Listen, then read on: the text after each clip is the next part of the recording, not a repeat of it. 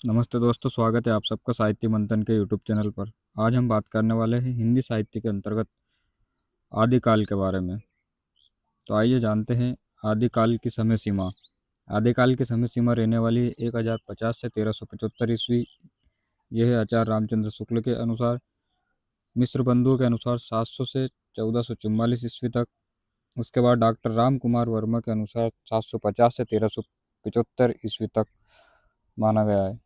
उसके बाद हम देख लेते हैं आदिकाल और उनके नामकरण। तो आदिकाल और उसका नामकरण सर्वप्रथम आदिकाल शुक्ल जी और हजारी प्रसाद द्विवेदी के द्वारा कहा गया है। उसके बाद वीरगाथा काल और आदिकाल आचार्य रामचंद्र शुक्ल के अनुसार सिद्ध सामंत युग डॉक्टर ये राहुल सांकृत्यायन के द्वारा कहा गया है।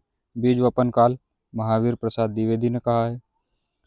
अंधकार आदिकाल को अंधकार कहा है डॉक्टर पृथ्वीनाथ कमल को श्रेष्ठ के द्वारा। प्रारंभिक काल डॉक्टर गणपति चंद्र गुप्त के द्वारा। शून्य काल डॉक्टर गणपति चंद्र गुप्त।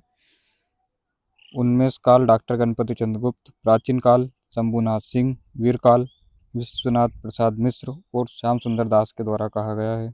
उसके बाद चारण काल जॉर्ज ग्रियर्सन के द्वारा कहा गया है।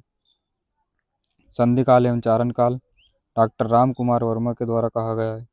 आधार काल मोहन अवस्थी और सुमन राजे के द्वारा कहा गया है। जय काव्य काल रमाशंकर शुक्ल रसाल। संक्रमण काल राम खिलावन पांडे। उद्भव काल वासुदेव सिंह। आविर्भाव काल शैलेश। अभ्रंश काल डॉक्टर बच्चन सिंह धीरेन्द्र वर्मा और चंद्रधर शर्मा गुलेरी के द्वारा माना गया है।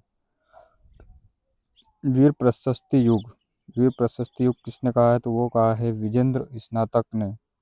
संक्रांति काल राम प्रसाद मिश्र के द्वारा। आदि युग श्याम सुंदर दास। उत्तर अभ्रंश काल ये माना है हरीश ने। आदिकाल के बारे में कुछ विशेष तथ्य देख लेते हैं।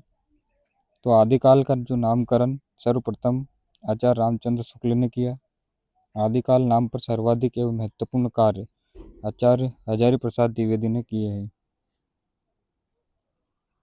उसके बाद हम देख लेते हैं आदिकाल और उससे संबंधित कुछ प्रमुख कथन। तो प्रमुख कथन सबसे पहले आचार्य रामचंद्र शुक्ल का आता है। प्राकृत की अंतिम अवस्था अभ्रंश से ही हिंदी की साहित्य का आविर्भाव माना जाता है। प्राकृत की अंतिम अवस्था अभ्रंश से ही हिंदी साहित्य का आविर्भाव माना जाता है। इसी के बाद आचार्य रामचंद्र शुक्ल का दूसरा कथन है हिंदी साहित्य का आदिकाल महाराज भोज के समय से लेकर हमीर देव के समय से कुछ पीछे तक ही माना जाता है। उसके बाद हम देख लेते हैं आदिकाल का विभाजन। तो आदिकाल का विभाजन अध्ययन सुविधा की दृष्टि से हम निम्नलिखित क्षेत्रों में विभक्त करते हैं, जैसे कि सिद्ध साहित्य, नाथ साहित्य, जैन साहित्य, रासो साहित्य, लौकिक साहित्य, गद्य साहित्य, अभ्रंश साहित्य। और आचार्य रामचंद्र शुक्ल ने सिद्ध साहित्य, नाथ साहित्य और जैन साहित्य इन तीनों को सांप्रदायिक शिक्षा मात्र कहा है। साहित्यिक कोटि में इन्हें नहीं रखा गया है। धन्यवाद।